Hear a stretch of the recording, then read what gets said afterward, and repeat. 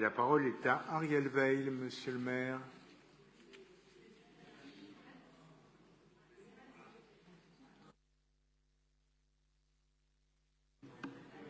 C'est Matrix.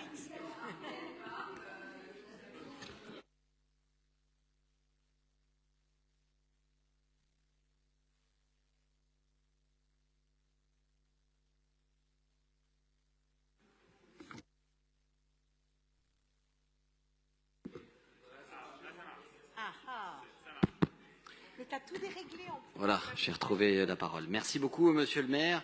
Mes chers collègues, la maison Basiliade, je voudrais en dire quelques mots. D'abord parce que c'est un dispositif unique de prise en charge pour les personnes en précarité sociale, de santé et psychologique.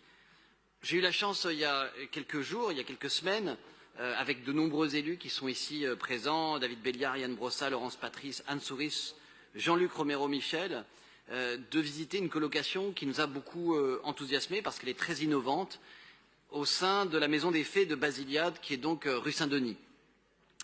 Elle est installée déjà depuis plus d'1 an et c'est un centre d'hébergement d'urgence à vocation thérapeutique qui accueille dans ses locaux, a aménagé dans ses locaux une colocation de 6 femmes vieillissantes et souffrant de pathologies chroniques.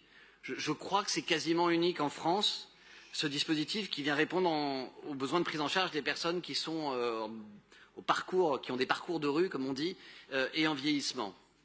Or, cette qualité d'accueil est menacée. Elle est menacée par la fermeture et par l'itinérance qui est propre aux centres d'hébergement d'urgence. C'est tout le paradoxe d'ailleurs de ces centres d'hébergement d'urgence qu'on est absolument heureux de pouvoir ouvrir de manière intercalaire, comme on dit, dans des lieux temporaires, mais qui sont chassés d'un lieu à l'autre.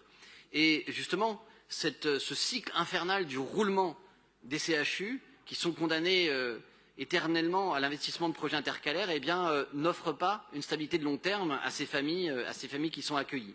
La Maison des Fées du 2e arrondissement, par exemple, et cette colocation dont je viens de parler, vont fermer leurs portes en mars 2023 pour laisser la place à un programme que, par ailleurs, nous attendons énormément, puisqu'il s'agit de créer du logement social, et je suis évidemment ravi, mais ce qui nous empêche de nous réjouir complètement, c'est que nous n'avons pas de certitude sur l'avenir des familles accueillies dans nos quartiers depuis 2 ans, qui sont implantées, dont les enfants sont scolarisés, et pour lesquels des associations comme Basiliade continuent de chercher des points de chute qui sont toujours temporaires.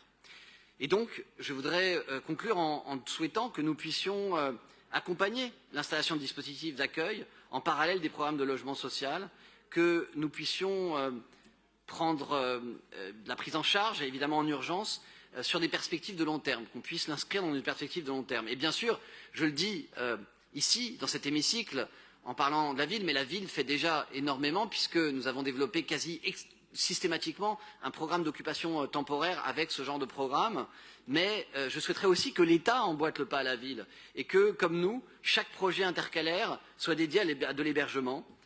Et pour cela, d'ailleurs, il faudrait que l'État, mais ça fera l'objet d'un vote demain, il faudrait que l'État commence par consacrer une partie de son foncier à du logement, ce qui lui permettrait de faire de l'intercalaire entre-temps. Voilà, il nous faut donc multiplier les offres, les sécuriser sur le temps long, et nous avons un devoir d'offrir aux familles une possibilité d'installation durable dans nos quartiers. Je vous remercie. Merci beaucoup, monsieur le maire, cher Ariel.